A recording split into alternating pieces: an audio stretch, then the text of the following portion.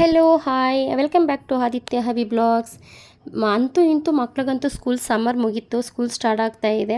So ದಿಢೀರ್ ಅಂತ ಬೇಗ ಏನಾರ ನಾಷ್ಟ ಮಾಡಿಕೊಡ್ಬೇಕು ಅಂತಂದರೆ ನೋಡಿ, ಇದು ತುಂಬ ಅಂದರೆ ತುಂಬಾ ಬೇಗನೂ ರೆಡಿ ಆಗುವಂಥ ಉಪ್ಪಿಟ್ಟು, ತರಕಾರಿ ಹಾಕಿ ಮಾಡೋ ಅಂಥದ್ದು ತುಂಬ ಬೇಗ ಅಂದರೆ ಬೇಗ ರೆಡಿ ಆಗುತ್ತೆ.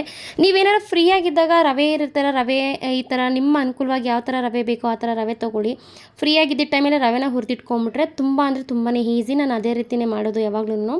ಮೊದಲನೇದಾಗಿ ತರಕಾರಿ ಎಲ್ಲ ಹಚ್ಕೊಂಡಿದ್ದೀನಿ. ತರಕಾರಿ ಎಲ್ಲ ಹಚ್ಕೊಂಡು ಮತ್ತು ಒಂದು ಬಾಣಲಿ ಇಟ್ಕೊಂಡಿದ್ದೀನಿ. ಬಾಣಲಿಗೆ ಸಾಸಿವೆ, ಜೀರಿಗೆ ಮತ್ತು ಹಿಂಗು ಮತ್ತು ಹಸಿಮೆಣ್ಸಿನ್ಕಾಯಿ, ಅರಿಶಿನ ಹಾಕ್ಕೊಂಡಿಲ್ಲ ನಾನು, ಇಷ್ಟೇ. ಮತ್ತು ಕರಿಬೇವು ಹಾಕಿ ಮತ್ತು ಹಸಿಮೆಣ್ಸಿನ್ಕಾಯಿನ ಹಾಕಿ ಅದನ್ನು ಹುರ್ಕೊತಾ ಇದ್ದೀನಿ ನೀಟಾಗಿ.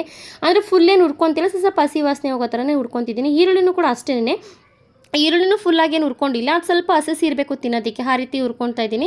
ಮತ್ತು ಕ್ಯಾರೆಟು ಬೀಟ್ರೂಟು ಹಾಕಿ ಅದನ್ನು ನೀಟಾಗಿ ಒಂದು ಸ್ವಲ್ಪ ಉಪ್ಪಾಕಿ ನೀಟಾಗಿ ಚೆನ್ನಾಗಿ ಅದು ಸ್ವಲ್ಪ ಹಸಿ ವಾಸನೆ ಹೋಗಬೇಕು, ಆ ರೀತಿ ನೀಟಾಗಿ ಹುರ್ಕೊಬೇಕಾಗತ್ತೆ. ಹುರ್ಕೊಂಡಾಗ ಮತ್ತು ಇಲ್ಲಿ ನಾನು ಒಂದು ಹಿಡಿಯಷ್ಟು ಸಬ್ಬಕ್ಕಿ ಸೊಪ್ಪು ಮತ್ತು ಒಂದು ಸ್ವಲ್ಪ ಕೊತ್ತಂಬರಿ ಸೊಪ್ಪು ಮತ್ತು ಸ್ವಲ್ಪ ಉಪ್ಪನ್ನ ಹಾಕಿ ಮತ್ತೆ ಒಳ್ಳೆ ಮಿಕ್ಸ್ ಮಾಡ್ಕೊತಾ ಇದ್ದೀನಿ. ಅದು ನೀಟಾಗಿ ಎಲ್ಲ ಚೆನ್ನಾಗಿ ಮಿಕ್ಸ್ ಮಾಡ್ಕೊಂಡ್ಮೇಲೆ ಅದನ್ನು ಬೇಯೋದಕ್ಕೆ ಬಿಟ್ಬಿಡ್ಬೇಕು ಒಂದು ಸ್ವಲ್ಪ ಹೊತ್ತು ಹಬೆಯಲ್ಲಿ.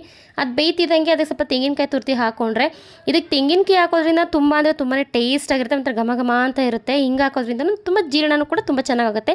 ನಾನು ಸಪ್ರೇಟಾಗಿ ಬಿಸಿನೀರನ್ನ ಕಾಯೋದಕ್ಕೆ ಇಟ್ಕೊಂಡಿದ್ದೆ. ಬಿಸಿನೀರು ಚೆನ್ನಾಗಿ ಕಾದಿತ್ತು, ಬಿಸಿನೀರನ್ನೂ ಹಾಕ್ಕೊಂಡೆ. ಈ ಬಿಸಿನೀರು ಹಾಕೋದ್ರಿಂದ ಜಾಸ್ತಿ ಅಂದರೆ ತುಂಬ ಹೊತ್ತು ಟೈಮ್ ತೊಗೊಳ್ಳಲ್ಲ, ಬೇಗನೆ ಆಗಿಬಿಡುತ್ತೆ. ಮತ್ತು ಒಂದೆರಡು ಕುದಿದ ತಕ್ಷಣ ನಮಗೆ ಎಷ್ಟು ತೆಳ್ಳಗೆ ಬೇಕೋ ಅಷ್ಟು ತೆಳ್ಳಗೆ ಮಾಡ್ಕೊಬೇಕು. ಬೇಕಂದರೆ ನೀವು ಗಟ್ಟಿಗೆ ಮಾಡ್ಕೊಬೋದು. ನಾನಿಲ್ಲಿ ತೆಳ್ಳಗೆ ಮಾಡ್ಕೊಂಡಿದ್ದೀನಿ. ತೆಳ್ಳಗೆ ಮಾಡ್ಕೊಂಡ್ರೆ ಒಂಥರ ನಮ್ಮ ಮನೇಲೆಲ್ಲ ಮಕ್ಕಳು ಇಷ್ಟಪಟ್ಟು ತಿಂತಾರೆ. ಸೊ ಅದರಿಂದ ನಾನು ತೆಳ್ಳಗೆ ಮಾಡ್ಕೊಂಡಿದ್ದೀನಿ. ನೀವು ಹೆಂಗೆ ಬೇಕೋ ನಿಮ್ಮ ಅನುಕೂಲ, ತೆಳ್ಳಗೆ ಬೇಕಂದ್ರೆ ತೆಳ್ಳಗೆ, ಗಟ್ಟಿಗೆ ಬೇಕಂದ್ರೆ ಗಟ್ಟಿಗೆ, ಆ ರೀತಿ ನೀವು ಮಾಡ್ಕೊಬೋದು. ಈ ರೀತಿ ಮಾಡ್ಕೊಂಡು ತಿನ್ನೋದ್ರಿಂದ ಏನಾಗುತ್ತೆ ಅಂತಂದರೆ ಮತ್ತು ಮಕ್ಕಳು ತುಂಬ ಇಷ್ಟಪಟ್ಟು ತಿಂತಾರೆ. ಮತ್ತು ಇದ್ರ ಜೊತೆಗೆ ಗಟ್ಟಿ ಮೊಸರು ಹಾಕ್ಕೊಂಡು ತಿಂದ್ರಂತೂ ಸಖತ್ತಾಗಿರುತ್ತೆ. ಗಟ್ಟಿ ಮೊಸರು ಚೂರು ಲೈಟಾಗಿ ಒಂಚೂರು ಉಪ್ಪಿನಕಾಯಿ ಹಾಕ್ಕೊಂಡು ತಿಂದರೆ, ನಮ್ಮ ಮನೆಯಲ್ಲಿ ಮಾಡಿದ್ರೆ ಆಲ್ಮೋಸ್ಟ್ ಇದೇ ರೀತಿಯೇ ಮಾಡೋದು.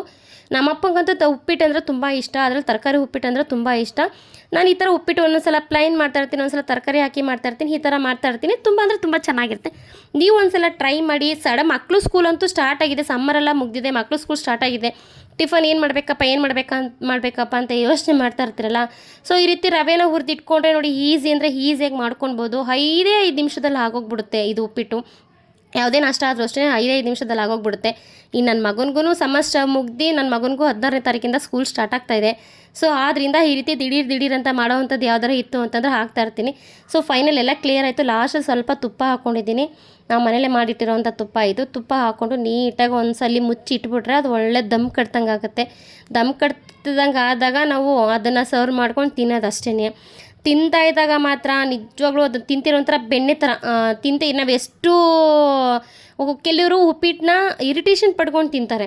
ಕೆಲವ್ರಿಗೆ ಉಪ್ಪಿಟ್ಟು ಅಂದರೆ ಕಾಂಕ್ರೀಟ, ಅಯ್ಯೋ ಯಾರಪ್ಪ ತಿಂತಾರೆ ಅಂತ ಹೇಳ್ತಾರೆ. ಆ ಥರ ಹೇಳೋ ಥರನೇ ಇರಲ್ಲ.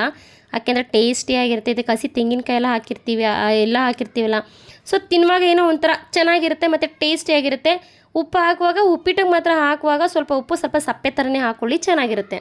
ಆಹಾ, ಬಿಸಿ ಉಪ್ಪಿಟ್ಟನ್ನ ಪ್ಲೇಟ್ಗೆ ಹಾಕ್ಕೊಂಡು ಗಟ್ಟಿ ಮೊಸರು ಹಾಕ್ಕೊಂಡು ಸೈಡಲ್ಲಿ ಚೂರು ಉಪ್ಪಿನಕಾಯಿ ಹಾಕ್ಕೊಂಡು ತಿಂತಾಯಿದ್ರೆ ಆಹಾ, ಅಷ್ಟು ಸಖತ್ತಾಗಿರುತ್ತೆ. ನೀವು ಒಂದ್ಸಲ ಮನೆಯಲ್ಲಿ ಟ್ರೈ ಮಾಡಿ ಆ್ಯಂಡ್ ಸಪೋರ್ಟ್ ಮಾಡಿ, ಲೈಕ್ ಮಾಡಿ, ಶೇರ್ ಮಾಡಿ. Thank you so much.